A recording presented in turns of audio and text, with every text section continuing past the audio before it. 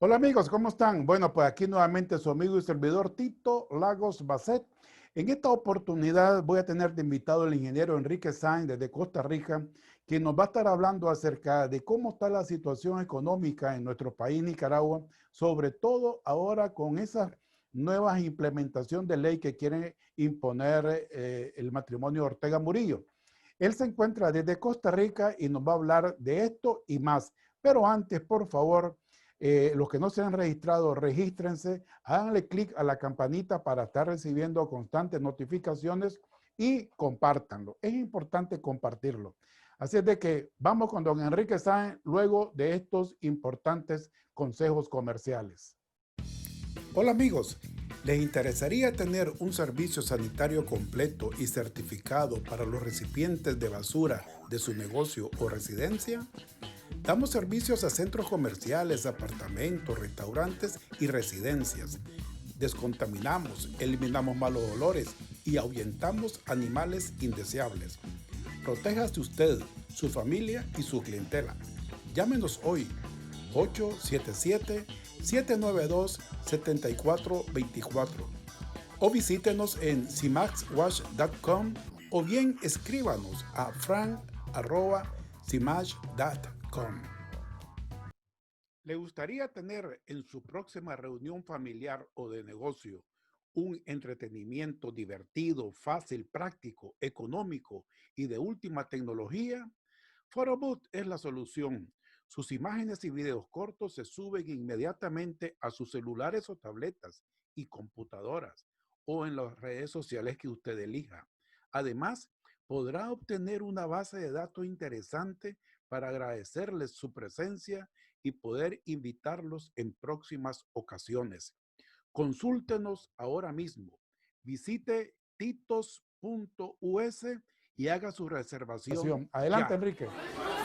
Buenas tardes, Tito. Muchísimas gracias por la invitación. Vos sabés que es un gusto, también es un gusto saludar a tu audiencia. Realmente tengo una asignatura pendiente que es visitar Los Ángeles. Así que por lo menos esto me sirve para ganarme un plazo, ¿verdad? Aunque tenga que pagar intereses por ese plazo. Bueno, ya sabes de que vas a ser bienvenido. Déjame decirte que la gente dice que soy buen anfitrión, así de que ya sabes, me tienes a la orden.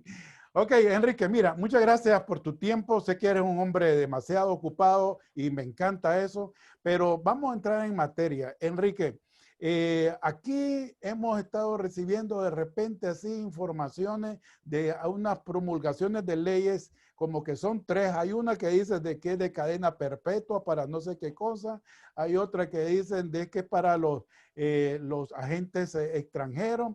Y la última de la condena a los cibernautas. Por favor, ¿de qué manera esto? Por favor, tómate todo el tiempo que quieras, pero te quiero hacer las preguntas de una vez, porque yo quiero que al final me expliques este tipo de leyes, de qué manera van a afectar o no la van a afectar la economía nacional. Adelante, Enrique, los micrófonos son tuyos.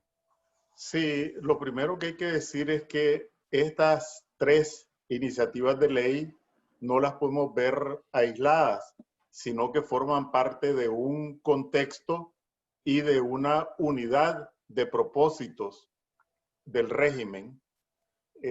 Forman parte de una embestida que además de los proyectos de ley, también tiene que ver con represión pura y dura, encarcelamientos, asedios a hogares, terrorismo fiscal a empresas y a empresarios, también a medios de comunicación, profanaciones de templos, todo con el propósito de intimidar a medios, empresarios, medios de comunicación, digo, empresarios y población, junto con esa represión dura, física, también está a nivel del discurso.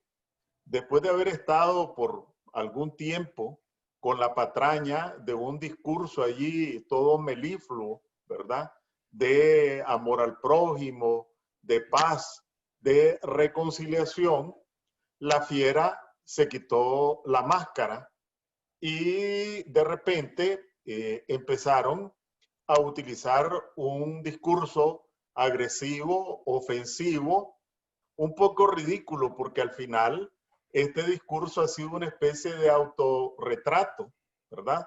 Porque un día que para los nicaragüenses debería ser de concordia nacional, como es el 15 de septiembre, él utilizó esa fecha para elevar la agresividad de su discurso. Y entonces empezó con una serie de ofensas. Entonces llamó a los opositores, es decir, a la mayoría de los nicaragüenses, le llamó cobardes, ¿verdad? Le llamó cobardes a alguien que no sale de su búnker, y cuando sale de su búnker, sale con 3, 4 círculos de protección de policías, ¿verdad?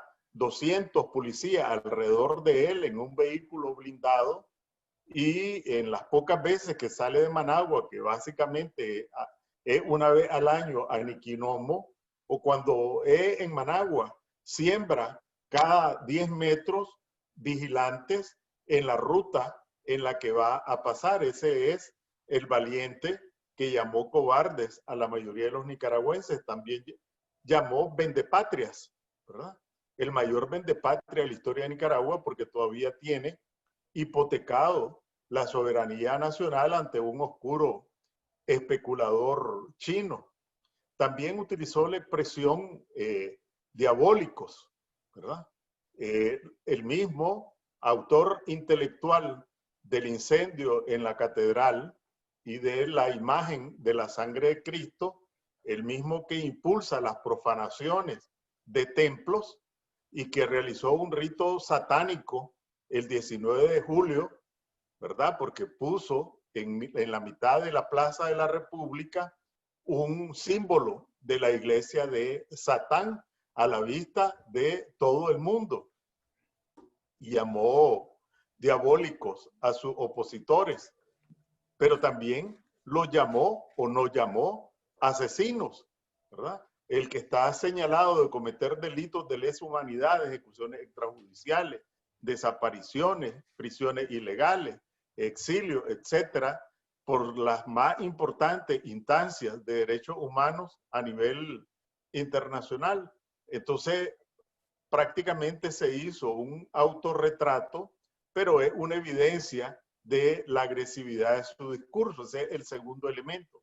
Y el tercer elemento son propiamente estas tres proyectos de ley. Uno, de establecer la cadena perpetua. Tal vez alguien que viva en Estados Unidos, pues la cadena perpetua es parte del lenguaje cotidiano en materia penal, ¿verdad?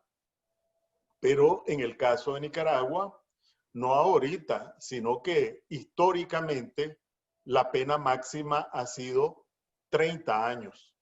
Esa es la pena máxima. Entonces uno puede cometer varios delitos y las condenas por esos delitos suman, por ejemplo, 100 años, solo nada más lo pueden condenar por 30. Entonces, Ortega, esa es una tradición en la historia del derecho en Nicaragua, una tradición que Ortega pretende romper ahora, imponiendo la pena de muerte ¿a quién? A los violadores de niñas. No, valiéndose de ese pretexto, lo que pretende es imponerlo para amedrentar a la oposición democrática. El segundo proyecto de ley que yo le llamo la ley hija de Putin, ¿verdad? Porque le llaman ley de regulación de agentes extranjeros y resulta que se la copiaron hasta el título. Le copiaron a una ley que impuso Putin en Rusia, ¿verdad? Destinada a controlar y reprimir las organizaciones de la sociedad civil, pero también a los medios de comunicación y a las personas. Entonces, este proyecto de ley no solo tiene que ver con organizaciones sociales, no solo tiene que ver con personas, sino que también, ojo, tiene que ver también con la comunidad nicaragüense residente en el exterior. Porque cualquier nicaragüense residente en Nicaragua que tenga cualquier tipo de vínculo con el exterior, inmediatamente se transforma en sospechoso de ser agente extranjero. Desde las actividades más normales a las más modestas. Por ejemplo, si un muchacho tiene su abuelita en Miami o en Los Ángeles o en San Francisco y le manda $100 mensuales y el chavalo está participando en organizaciones y sale a hacer pintas y un sapo de su barrio lo denuncia de que recibe $100, ¿verdad? Y él lo utiliza para comprar pintura, etcétera, etcétera, y ya inmediatamente tanto el nicaragüense en el exterior como el que reside allá se transforma en no solo en sospechoso, sino que en un potencial acusado en el marco de esta ley que no solo incluye multas, no solo incluye prisión, sino que también incluye la posibilidad de la confiscación de bienes, que es el aspecto más grave de este proyecto de ley, que se copiaron hasta el nombre, pues, porque en Rusia también se llama ley de agentes extranjeros, ni siquiera tuvieron imaginación para cambiarle por lo menos el nombre. Por eso, como es una ley que impuso Putin allá, creo que los nicaragüenses tenemos que llamarle la ley hija de Putin, ¿verdad? Ok, Enrique, mira, déjame interrumpirte porque ya veo que van a haber muchas cosas. Ahorita ya me están mandando a decir unas preguntas aquí que me gustaría que, tocando el tema porque esta es una de las cosas que más ha impactado acá. Ahorita pusiste ese ejemplo del joven que quizás anda haciendo pinta y que recibe de la abuelita 100 pesos, lo que sea. Ok, pero ahorita que estás hablando tú también de confiscación, hay muchas personas de que desde hace años tal vez están mandando a sus familiares allá un dinero para tal vez la construcción de una casa o la mejora de una mediagua, lo que sea. Y entonces, o sea, si esta persona ha estado mandando durante los últimos 6, 7, 10 años $500 mensuales, ya tiene su casita allá donde piensa ir a pasar su vejez. Y ahora, o sea, existe la posibilidad de que lo puedan acusar ahora y le quieran confiscar esa propiedad. Lo que ocurre es que con esta gente cualquier cosa puede esperar, ¿verdad?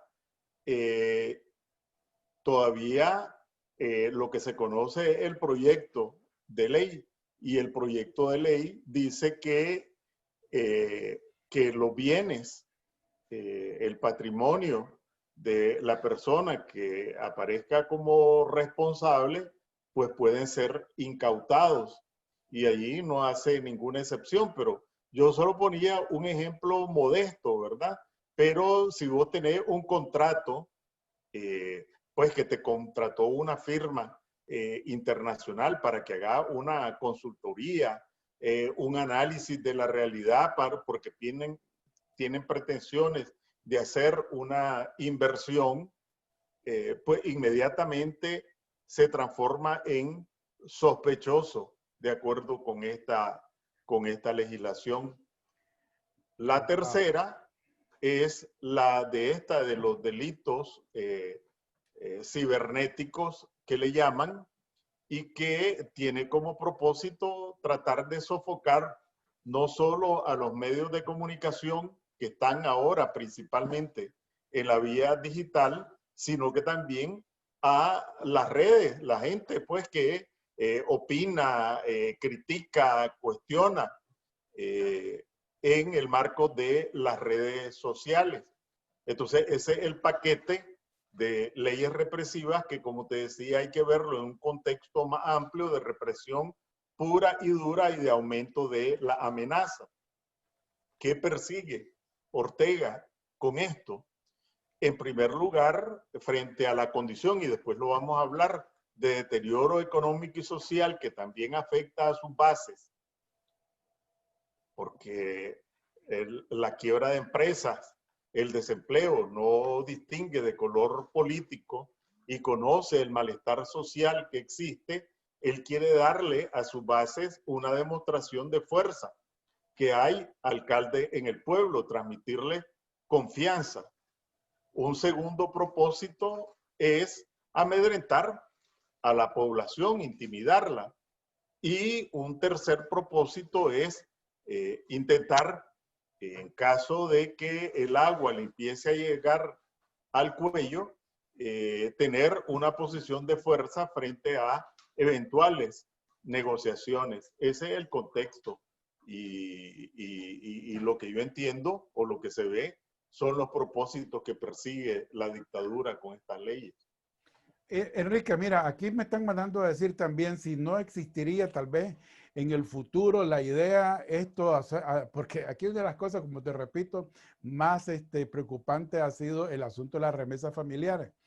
No habría la posibilidad de que tal vez esta gente esté pensando, porque tengo entendido que lo que quieren ellos es que si esta persona en particular está recibiendo 100 pesos mensuales, que tenga que ir a registrarse y a estar como decir, pues registrado para que el gobierno se esté dando cuenta que esta persona en particular está recibiendo esa cantidad X.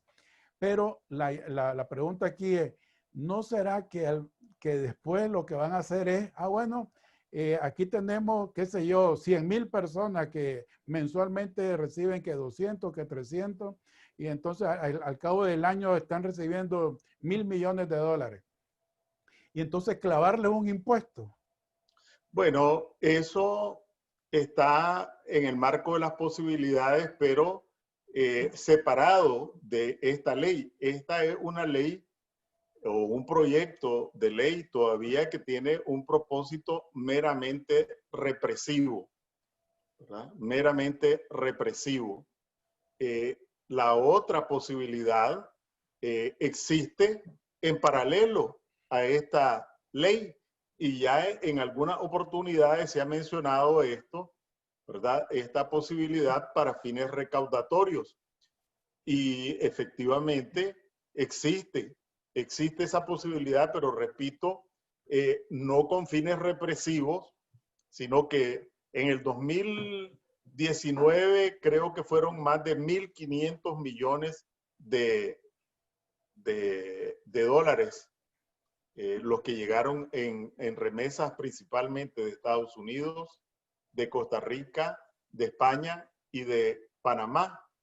Entonces, un impuesto de 5%, pues, a esto son 75 4,500,000. millones de dólares. Sí, wow, wow, qué bárbaro. Ok, mira, Enrique, ok, ese es el panorama de la situación de lo que quieren implementar. Ahora, por supuesto que a estos diablos nadie lo detiene para que sea aceptado, porque eso va a ser aceptado por la Asamblea Nacional que ellos controlan, ¿no?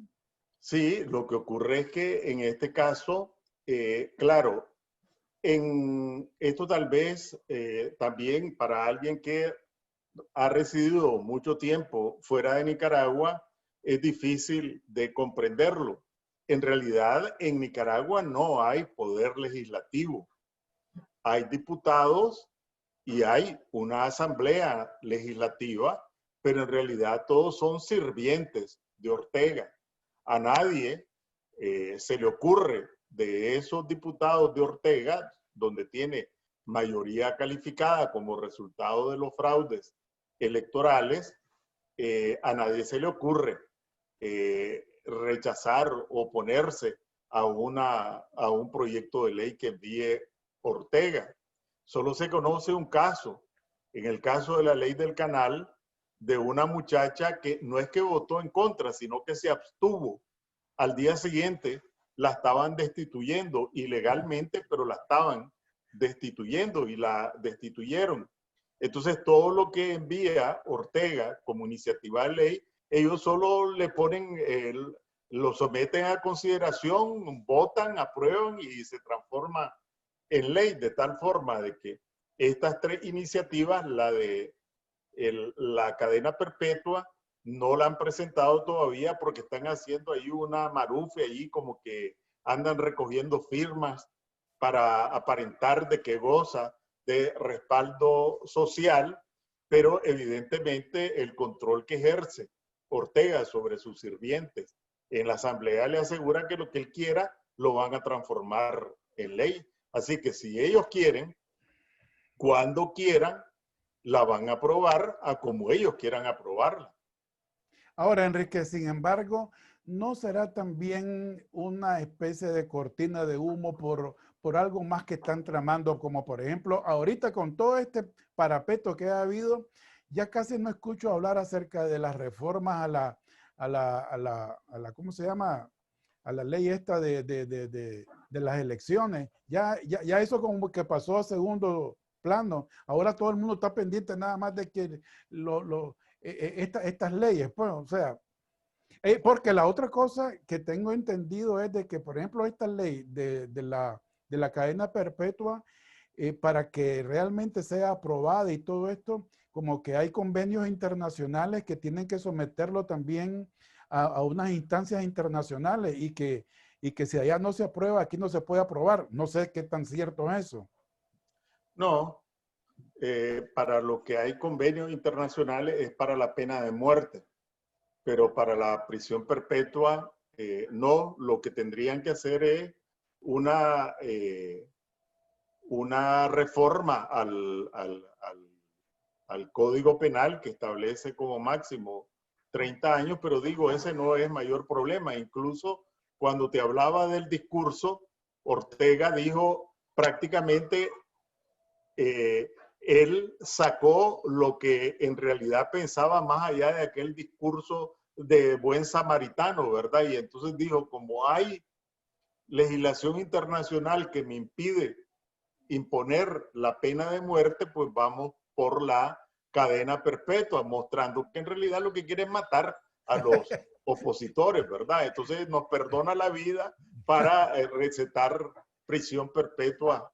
Y ese discurso realmente es de antología porque aparece de cuerpo entero el retrato de una persona de vocación fascista, totalitaria, dictatorial, criminal.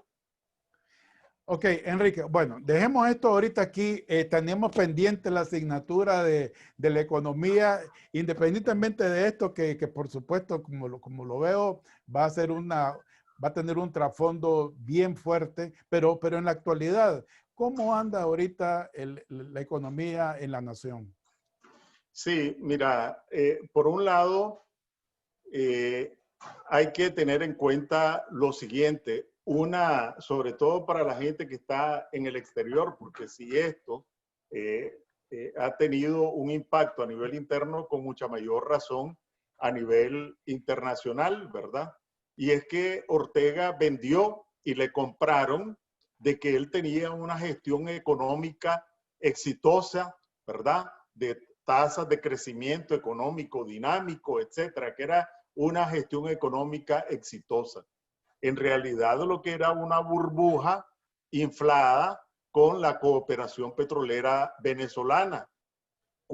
Y entonces eso le permitía, porque no gastaba un dólar no gastaba en petróleo, y entonces eso es como que tener un subsidio permanente que le permitía inflar esa burbuja. Cuando se desplomó el flujo de recursos, el subsidio petrolero por la caída de los precios internacionales del petróleo y por la crisis venezolana, entonces la burbuja se desinfló antes del 2018. Desde antes del 2018 ya la economía venía dando tumbos y el globo se venía desinflando. Incluso el estallido social que se produjo en abril del 2018 tuvo como causa inmediata la imposición de unas reformas a la seguridad social que provocaron el rechazo de los pensionados, los pensionados protestaron, los reprimieron, les rajaron la cabeza, los patearon en el suelo, reaccionaron los nietos y frente a la represión también a los nietos, pues salió toda la familia porque al final esta fue una protesta de las familias, ¿verdad? La abuelita, los tíos, los primos, los sobrinos, los hermanos, los hijos, toda la familia estaba en la calle. Entonces, ese es un primer, entonces, ¿por qué el seguro estaba en quiebra? Pues porque esa economía era una economía subsidiada, una burbuja.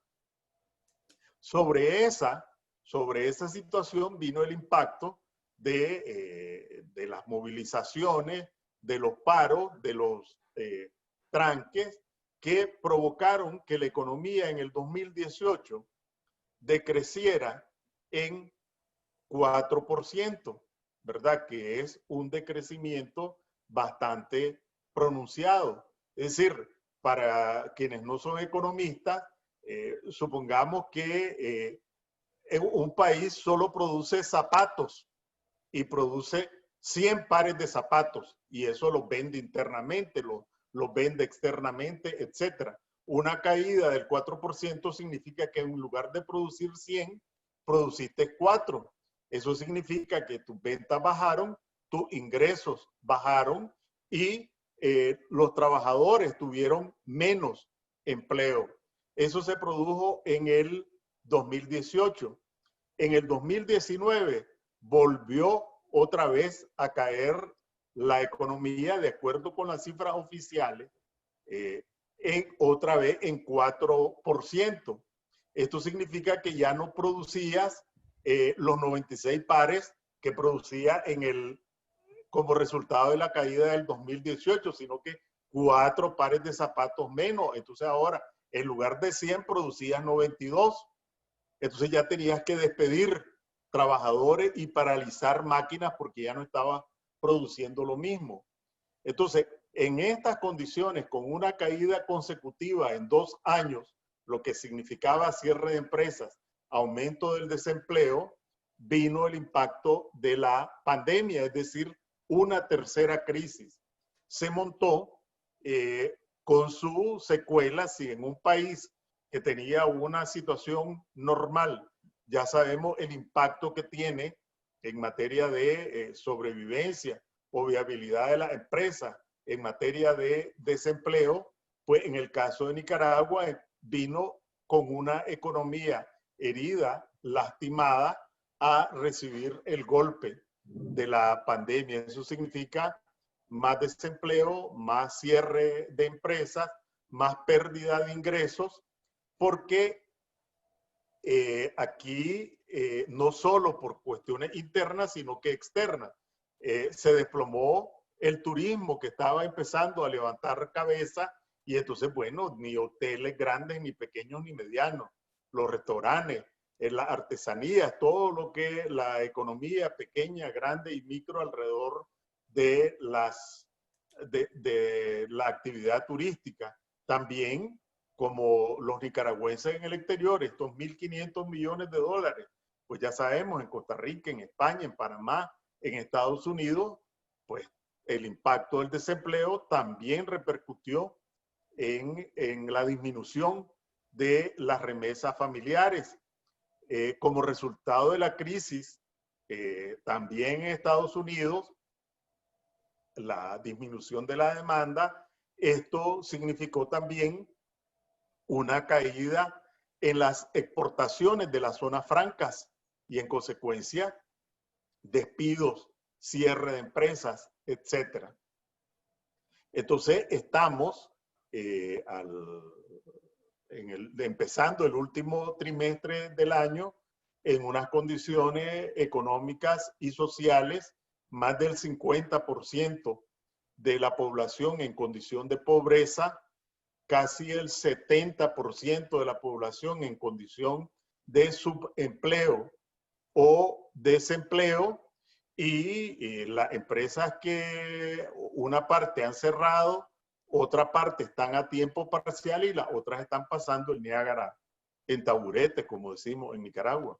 Ahora, Esa es la Enrique, situación económica. ahora, Enrique, y no hemos hablado de otra cosa que estamos espantados aquí porque no es solamente por las noticias que yo veo, pues, sino porque los comentarios entre amistades de familiares que han sido víctimas de asaltos a mano armada y todo eso, dicen que son 23,000 presos comunes los que han soltado la dictadura.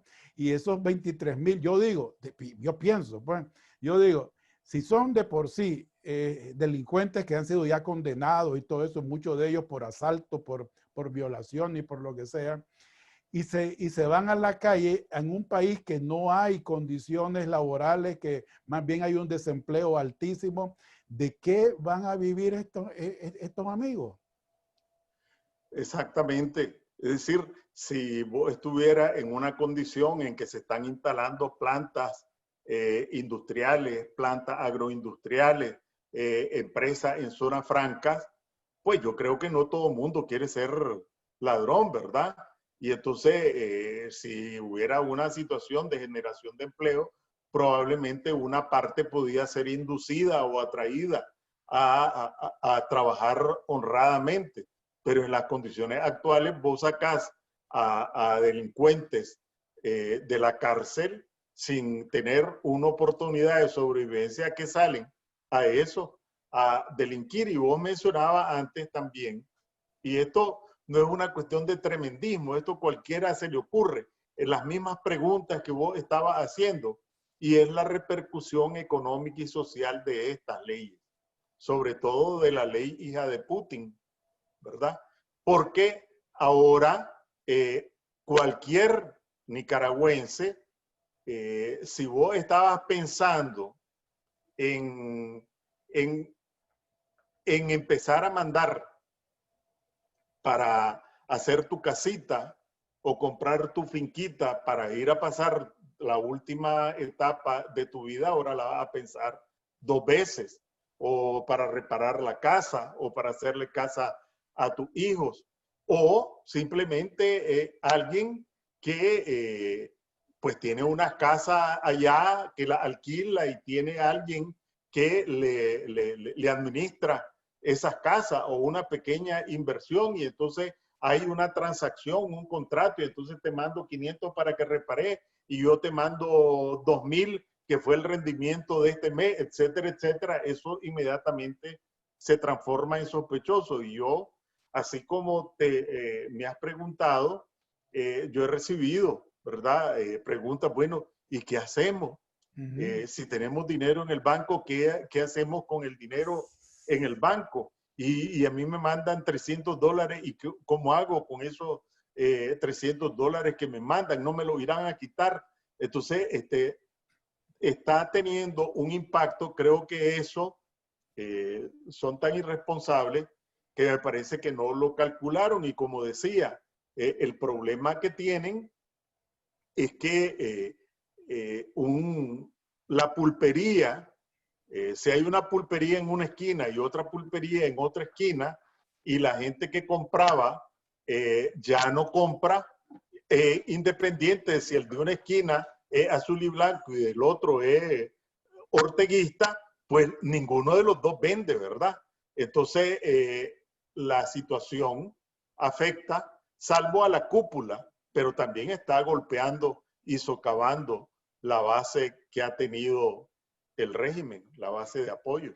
Enrique, mira, aquí te voy a hacer un comentario, pues, de que esto no es ningún secreto para nadie, pero solo para que veas la dimensión, Enrique. Aquí vos sabés que a los Estados Unidos la gente viene a trabajar como burro. Aquí, sí, aquí la gente, los que se han logrado quedar, porque hay mucha gente que viene y de repente cuando miran la situación, ahí nomás buscan cómo irse a otro lado, porque aquí no se perdona, aquí no hay tiempo para que ni que te lamentes ni que nada, aquí es a trabajar que venís.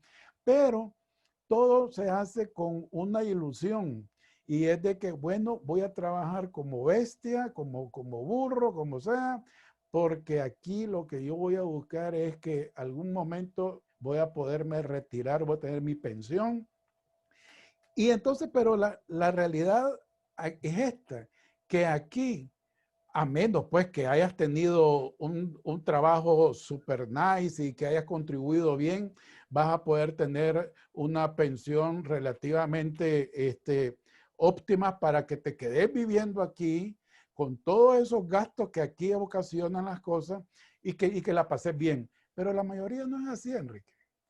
La mayoría no es así. Ya cuando aquí te llegó el tiempo de tu pensión y que ya sabes de que vas a tener que vivir con este sueldo o con esta pensión y que no tenés ya la habilidad de, como cuando estabas joven, de poder hacer cualquier otro trabajito extra y todo eso. Entonces aquí la ilusión de todos, no solamente te estoy hablando del nicaragüense, te estoy hablando del salvadoreño, te estoy hablando del mexicano, te estoy hablando es poder regresar a su terruño porque saben que aunque sea una pensión relativamente pequeña, pero esto en Nicaragua se te convierte en algo relativamente para pasar bien los últimos años de tu vida, máxime si ya tenés tu casita que ya la pagaste, que ya no tenés esa deuda, que es una de las cosas más grandes que uno tiene. Entonces, vos no te imaginas, Enrique, aquí cómo, porque te estoy hablando ya de gente que incluso está en la generación mía, que ya tenemos 38, 40 años de vivir aquí y ya estamos en la edad, en esta edad de pensión. Entonces, ¿qué pasa? Y todos los años es una camada más de gente que entra en esto y que ahora están en la zozobra. ¿Qué hacemos? O sea, nos quedamos aquí y nuestro modo de vivendi se va a ver reducido porque ya no tenemos el ingreso con el que contábamos antes, o tampoco podemos regresar a Nicaragua porque en este momento la situación como está da terror, da miedo, o sea, a mí no se me ocurre ni siquiera estar recomendando a la gente de que vayan a probar a ver si les va bien. Más bien de allá están viniendo una cantidad de gente que anteriormente se habían ido hace 5, 8, 10 años y que están viniendo y que cuentan que es una cosa de terror ahorita. Entonces, este es algo que hay que considerar y como bien lo has expresado vos, esta gente allá como que no ha tenido qué sé yo, la bondad de pensar en esta gente que somos sus compatriotas y que no tenemos ahora otra opción más que esperar que esto cambie pronto, pues. Sí, mira, todo eso que estás diciendo a mí me consta y me consta de muy cercano, ¿verdad? Por un lado, porque tengo parientes que estuvieron, ¿verdad? Por décadas en Estados Unidos y regresaron ya exactamente en las condiciones que vos planteas, ¿verdad? La pensión que reciben les permite tener una casa buena, salud, ¿verdad? Privada, buena y condiciones de vida realmente muy dignas.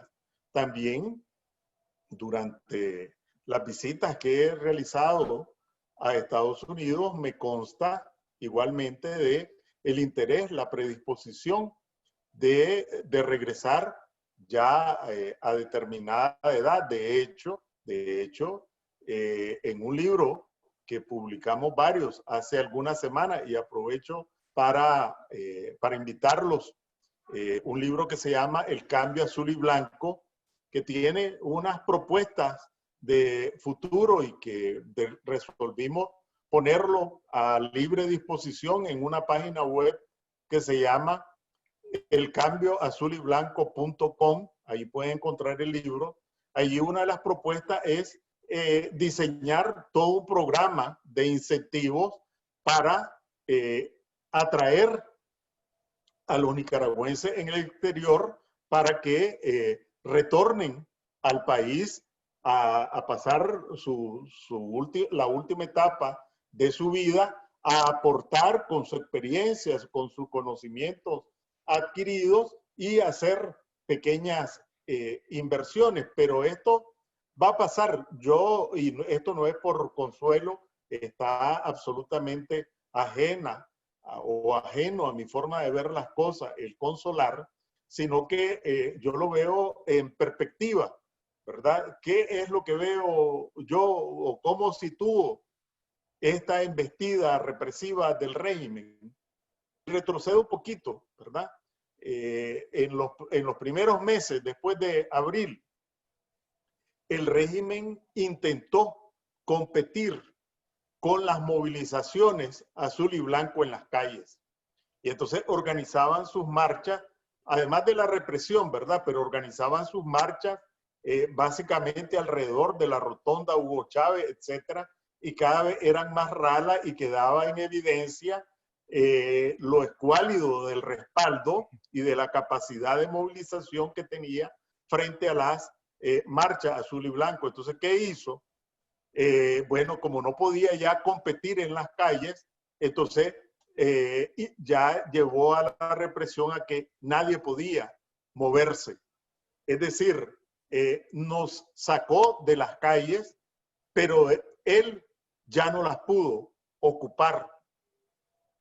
Después pensó que con su campaña, que le había dado éxito en una parte de su régimen, pues se dio cuenta que los medios de comunicación no los podía controlar y entonces embistió contra 100% Noticias, contra Confidencial, contra Esta Noche, etcétera. Eso fue 8 meses después, eso fue en diciembre, cuando entraron a saquear en diciembre del 2018 a Confidencial, a 100% Noticias, a Esta Noche, a Esta Semana, etcétera. Igual no pudieron controlar a las organizaciones de la sociedad civil, ambientalistas, mujeres, etcétera, etcétera, y se fueron en contra de las organizaciones de la sociedad civil. ¿Cuál fue el resultado? Que en lugar de haber menos medios de comunicación, proliferaron los medios de comunicación. Ahora hay más medios de comunicación aprovechando las vías digitales y las organizaciones de la sociedad civil les despojaron de la personalidad jurídica al CENIT, pero ahí está el CENIT, a la organización de mujeres, pero ahí están las organizaciones de mujeres sin personalidad jurídica, pero actuando. Después, más recientemente, la embestida ha sido en contra de las redes sociales, ¿verdad? ¿Qué significa eso? Lo que quiero mostrar es que no son expresiones de fuerza del régimen, ¿verdad? Atacar a las organizaciones de la sociedad civil, a las organizaciones opositoras, a los medios de comunicación, a las redes sociales, no son expresiones de poder, ¿verdad? Sino que son expresiones de que son incapaces de controlarlo y entonces tienen que ir cada vez elevando el nivel de represión. Y eso tiene un límite. Tiene un límite para ellos y tiene un límite para la gente, particularmente si colocas en la base una situación de crisis económica y social. ¿Cuál es mi conclusión? Que esto va a pasar.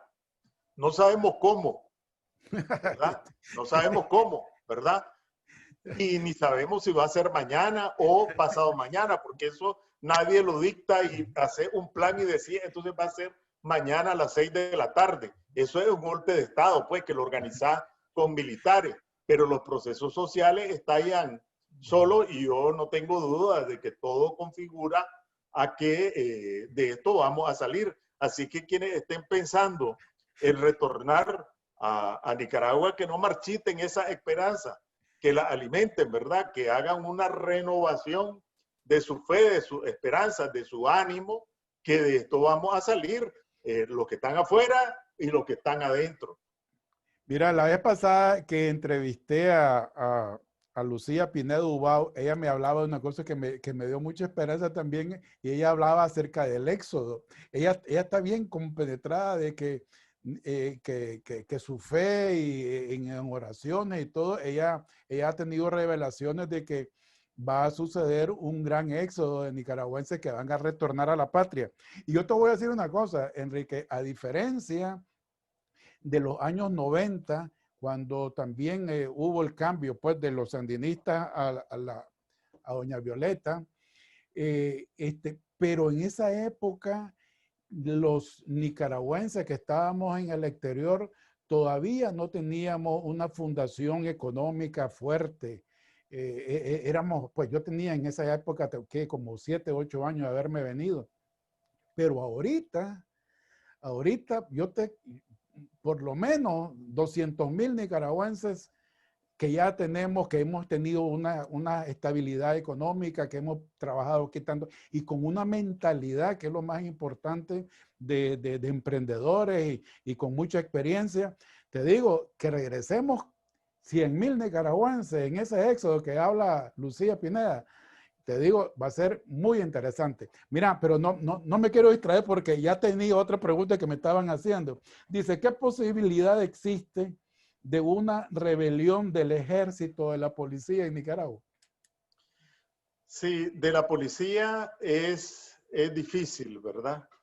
Del ejército depende del contexto. Es difícil medirlo, pero yo no colocaría mis esperanzas en una rebelión del ejército, en un apoyo del ejército a una salida democrática, sí, pero que sea el ejército la solución, definitivamente no.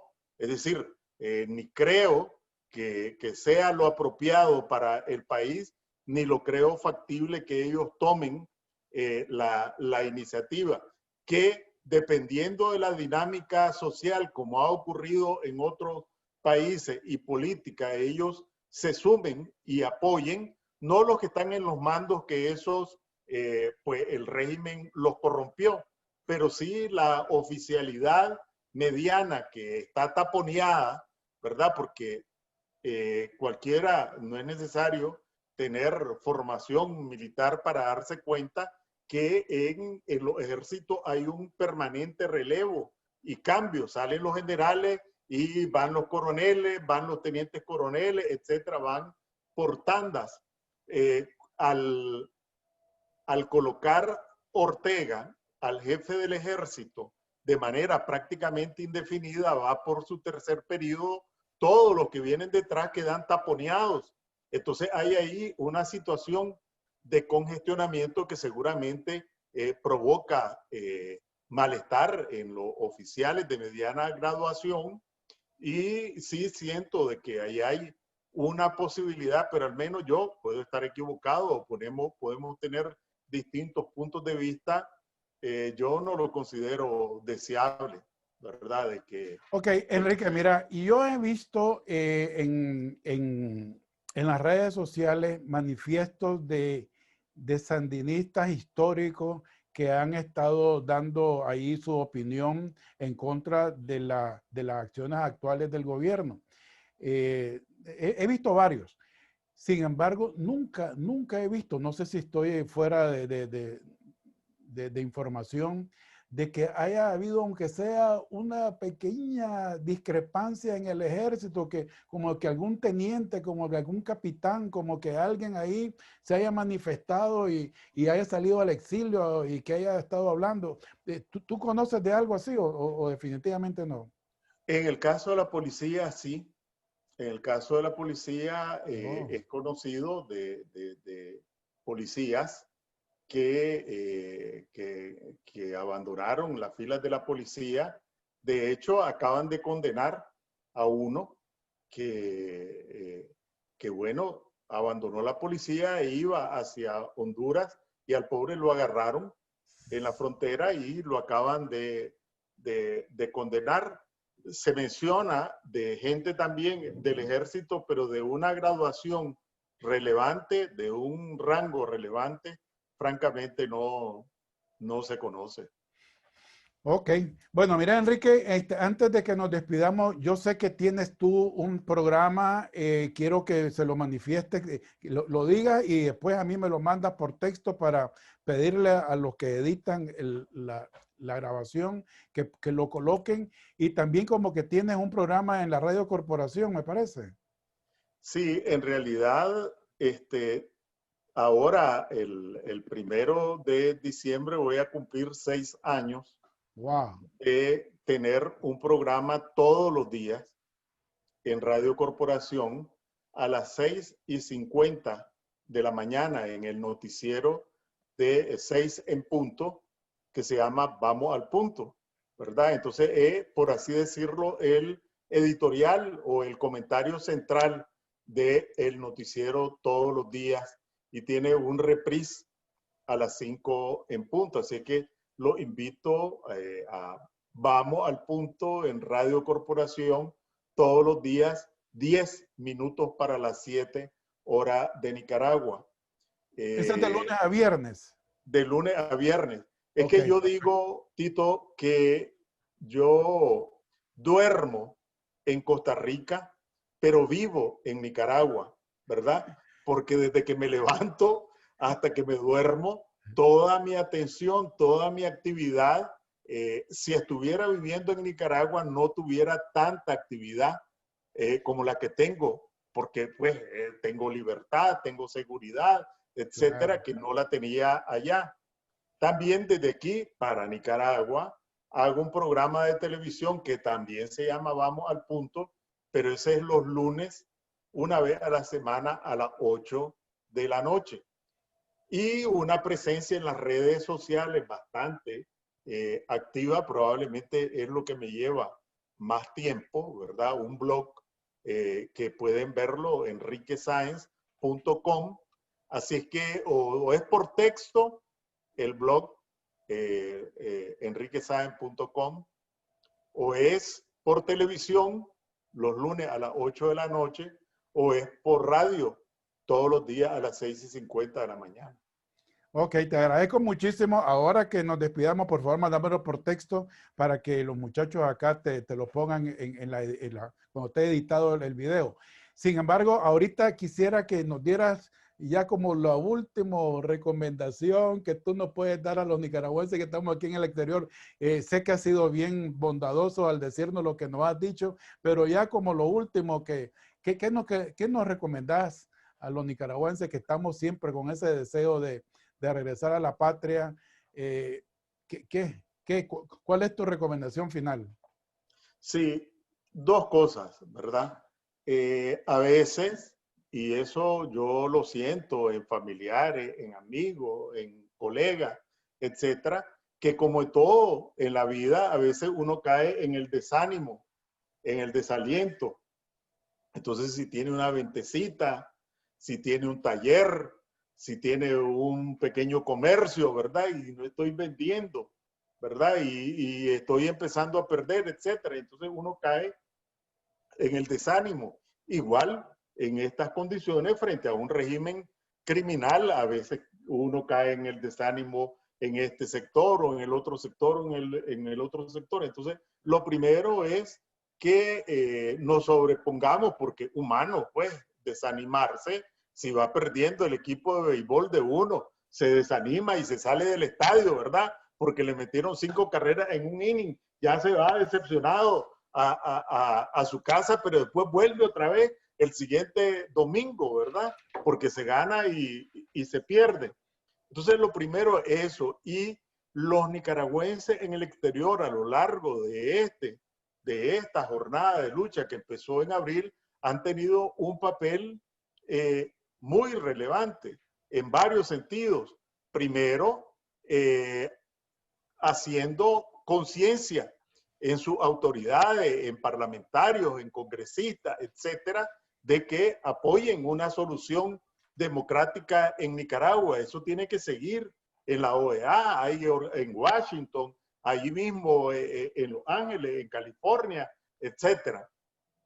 Pero además, cuando uno ve, estando en Nicaragua, a un grupo de nicaragüenses que están allá en Australia, otros que están en un país árabe, otros que están en San Francisco, otros que están en Canadá, etcétera, con su bandera azul y blanco, eso anima, despierta el fervor en los que están en Nicaragua. Pero además, como nación nos vivificamos, recordemos, y esto no es, esta es realidad, pues, que nuestra principal gloria nacional fue un migrante. Es decir, Rubén Darío pasó décadas fuera de Nicaragua, ¿verdad? Y regresó prácticamente a morir a su tierra. Jamás olvidó su país. Pero nuestra mayor gloria nacional fue un migrante. Entonces, el papel que tienen los nicaragüenses en el exterior también nutre la nación, y esto no es poesía, esto no es romanticismo. Ahí está el ejemplo de Rubén Darío. Y después, a nivel material, particularmente yo creo que los que están en California, cuando salgamos de Ortega, que vamos a salir, California es la sexta o la séptima economía del mundo. El principal puerto de Nicaragua está en el Pacífico y las principales actividades económicas se desarrollan en el Pacífico. La posibilidad, yo soy de Corinto, y pues decir de que el principal puerto de Nicaragua es Corinto, pues no es porque yo sea de Corinto, sino que porque así es. Pero yo recuerdo en el puerto que los barcos eran Los Ángeles, San Francisco, el Canal de Panamá, Nueva Orleans y Nueva York. Esa ruta permanente en algún momento se interrumpió. Creo que los nicaragüenses residentes en California, no solo los que regresen a Nicaragua cuando recuperemos la democracia, sino que los que se queden pueden desarrollar vínculos productivos beneficiosos de carácter económico de lado y lado. Así que no se trata de sueños, no se trata de esperanzas infundadas. Ya ocurrió, pues tenemos las posibilidades de que vuelva a ocurrir en otras condiciones. Así que me siento sumamente gratificado de tu invitación. Ahora que lo estabas mencionando, estaba pensando si a lo mejor vos me decías, si vos me das autorización y ya me ahorro el trabajo del programa del lunes y a lo mejor lo presento como vamos al punto, como que si fue una producción conjunta y lo presento el lunes en Ticavisión, que así se llama el canal de televisión por donde lo pasamos. Por supuesto, Enrique, y sería maravilloso. Y te digo algo más, te agradezco muchísimo porque vos no te imaginas, Enrique, cuánta gente necesita este tipo de información así fresca, pues fresca, de que, como te decía anteriormente, aquí la gente no tiene tiempo de andar filtrando nada. Ellos quieren así como hemos hablado en esta oportunidad. Así es de que muchísimas gracias. Espero que estés anuente a tener otra conversación similar próximamente, porque nos interesa sobremanera. Mira, no me quiero retirar son una cantidad indeterminada de gente que te manda saludos. Mauricio Delgadillo, Patricia, Orlando, Eduardo Rivas, Vladimir, Luis José, Payo. O sea, hay mucha gente que te aprecia cantidad. Douglas Stewart. O sea, a todos ellos, por favor, considerarlos, mandarles un saludo también a todos y próximamente vamos a tenerte nuevamente para que nos des todos estos detalles de viva voz de parte tuya. ¿Oíste, bro?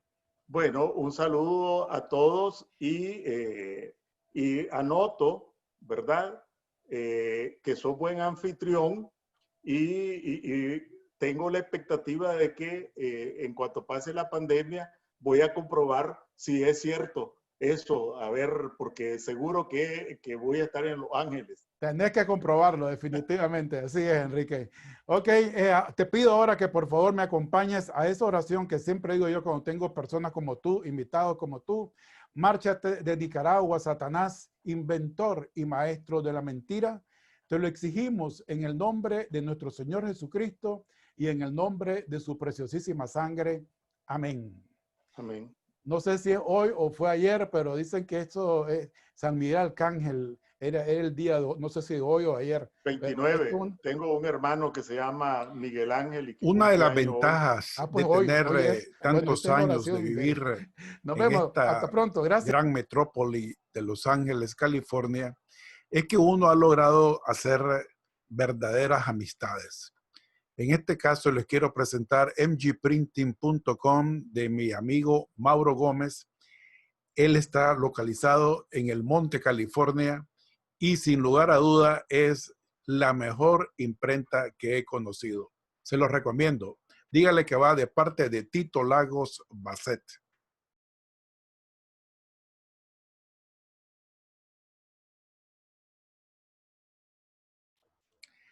Cuando necesite trabajos de madera o tridimensionales, o necesite botones alusivos a alguna publicidad o recuerdos, le recomiendo Jewelry Maker y que llamen a su propietaria, Alejandra Lagos.